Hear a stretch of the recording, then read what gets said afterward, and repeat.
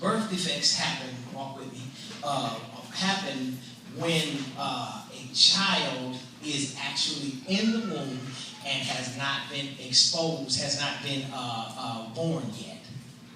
Understand? That means things are happening in the dark during the process of development that nobody sees. While it's in the womb, while it's in the dark, there are some things that are going on that nobody sees, and they can't really tell until after the baby is already born. And so most of the time, it's not a whole lot that can be done in the dark. It's not a whole lot. Why? Because it's hidden. The secrets are there. Nobody sees it. And so what happens as the development is going on, these birth defects are happening. And see, a lot of times what we have to realize, I'm going somewhere here, is that you have to pay attention to who you decide to conceive with. Pay attention. Why? Because you don't know the history of that person, where they came from. When you don't know the history of a person, when you don't know who you are in agreement with, what happens is when you try to give birth to something that you've been in agreement with a person with, you don't know what type of history they are bringing to the table that will cause whatever you're trying to give birth to have a defect. Now, so what does that mean? If you knew his mama was crazy, if you knew his daddy was a wife beater, if you knew the great-grandfather was a drunk that had this many different kind of women, if you knew the great-grandmother just turned her eyes every time the child was being molested because they didn't want to ruin the family name, if you knew all of that before you laid up in agreement with them, you probably would have made some different decisions. Why? Because right there, just during the whole process, you're inviting them and whatever spirit is tagged along with them to help you deliver a child. So now I don't understand why my baby turned out like this. Well, let's just look at the history. It didn't just happen that way. Am I talking to somebody here? See, what you got to do before you get, that's the key word, before you get in agreement with somebody, you've got to do the research. Every good investor does the research before they make the investment. So before you invest your time, do the research. Before you invest your money, do the research. And here it is. Before you invest your body, I got work with it. Do the research. Do the research. Why? Because I don't know where you come from. There's something that you might be hiding. Oh, you've been married 9 times? We found that out the day we went for the marriage license. Or you got about 12 kids and 2 of them you don't even claim because you don't get to see them. Research. Oh, you've been to church for this, and your pastor's driving this kind of car, this kind of car, this kind of car, but then everything in the church is busted. Research. We've been a company, we're so-called Fortune 500 company, but get 500 company, but for some reason you can't give annual increases on time. Research. Amen. So now, birth defect. In this particular passage of scripture, you have a young man. Now watch this. Jesus, the Bible said, Jesus is passing by. Jesus is passing by. He's walking by. And Jesus sees a man that is blind. Now, obviously, the man couldn't see him. Right? Because the man was blind. Okay? So it says, Jesus seen the man who was blind. He was born. The disciples asked him. So obviously the disciples, help me Lord, the disciples had to be watching what Jesus was watching in order to ask Jesus a question about what he was watching. Did y'all get that? Yeah. Okay. Obviously they were paying attention to him to see what he see, to walk where he walked, to talk where he talked, to pay attention to what he paid attention to. So therefore, as Jesus is looking, the Bible says Jesus saw the man, and he saw that the man was blind. And the disciples came up and they said, Master, who sinned? That this man, watch this, who sinned, him or his parents, that he was born blind? If he born blind, how could he sin? Who sinned that he was born blind. Who sinned to where now he does not have a vision? You get that in a minute. There's a difference in being blind and having a vision. I believe it was James Cash Penney, J.C. Penney. He was losing his sight. And he was doing an interview. Mr. J.C. Penney himself, he told the interviewer, he said, I may be blind, but I never lost my vision.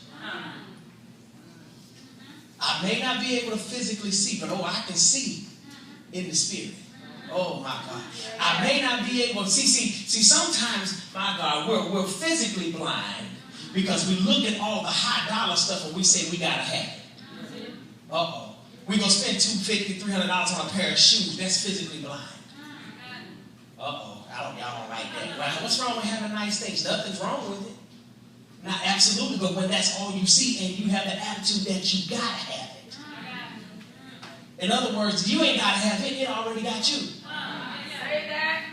Anytime I make you feel you gotta have me, I ain't got you. I mean, you ain't got me. I got you. If I can walk and do anything that I want to do, but yet still you come running right back here every time. You feel like you can't do it without me. I'm free, but you feel henpecked because you ain't got me.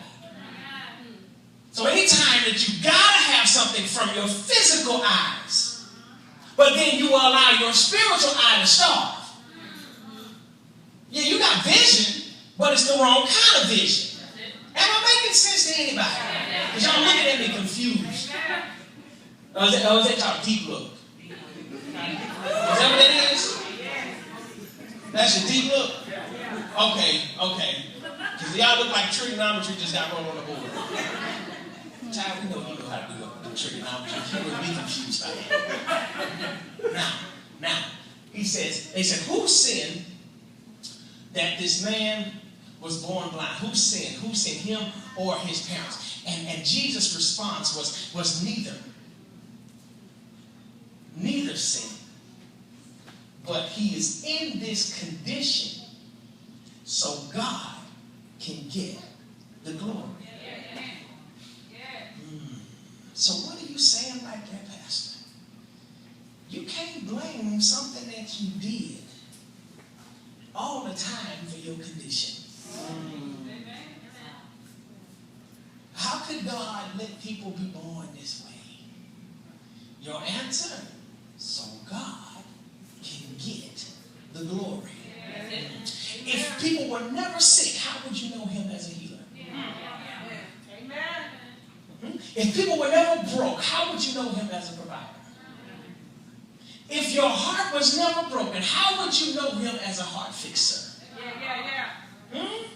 So we want to claim these things. We want to say we know God in these things, but we never travel the roads to prove that we know God this way. So they said, what happened that this man is sick? Was he born this way? Was he born? And Jesus said, nobody sinned. It is what it is. Why? So God can get the glory. And then when Jesus recognized that other people recognized that this man was blind, he says, now the stage is set. Now people know that he didn't do nothing wrong. Look at somebody and tell them, I didn't do nothing wrong. So I was just born this way. So now the Bible says we are born in sin, shapen in iniquity. So that means to me that if we're born in sin, we can't help but sin. You take on the very, very, very environment that you surround yourself with. Oh God, let me walk now. I'm just trying to figure this out, Lord. God is speaking to me. You take on the environment of the things that, if you're around a bunch of drunks, eventually you're going to be a drunk.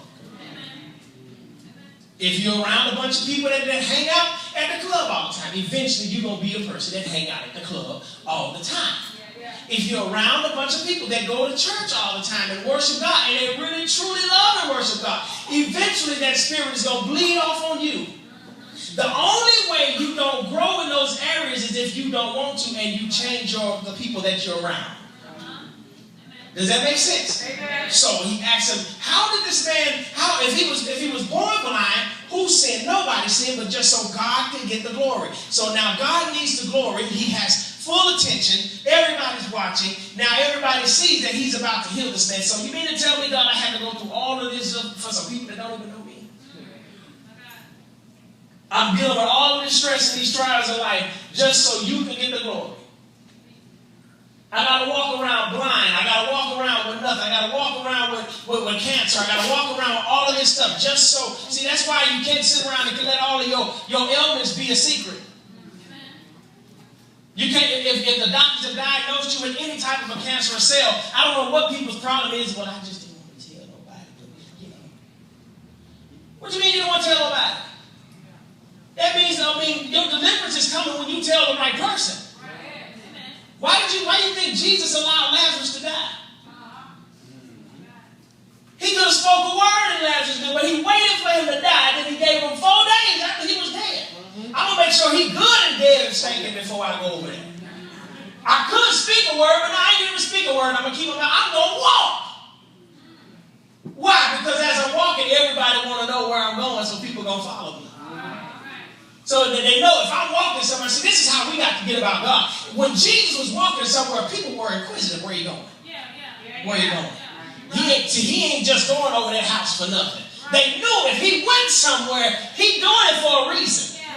So you got to walk so strong. I know if they going up in their church, there's something happening over there. I know if they going on to a car lunch period, I know they doing something. But how many times have people followed us and we led them right to the wrong spot? Oh my God. So every time Jesus moved, he got a crowd. So therefore he took his time. Now I start paying attention to the scripture. I'm like, okay, you recognize the man was blind. He had no vision. He thought he could see. He thought he didn't think he see. He knew he was blind. And so what it is, how many times in the Bible have we ever read where a blind man or an impotent person or somebody sick asked for everything but what they really needed? The Bible said in the book of Acts how Peter and Peter and John were at the temple, and there was an impotent man at the temple asking for money. He was crippled. He crippled, can't walk, but he asking for money. So instead of asking for healing, he asking for money. How many times have you asked God for something you really didn't need? Or how many times have you asked God for something that really, truly, you should have been asking for something else? How many times have you asked God for another job, but then he said what you need to be asking for is a better attitude on the job that you got? How many times have we asked God for something, but we really were supposed to be asking for something for the real need? Lord, I need you to fix my wife. No, you need to fix yourself and be a better husband. Oh my God. Oh, that's stung right there, didn't it? Now, so he's sitting here and Jesus recognizes, he sees, he's like, okay, this man, he's blind. Now everybody sees, everybody know that he can't see. Everybody know he can't see. Everybody know he does not have vision. So now my God is going to get the glory because everybody knows his condition.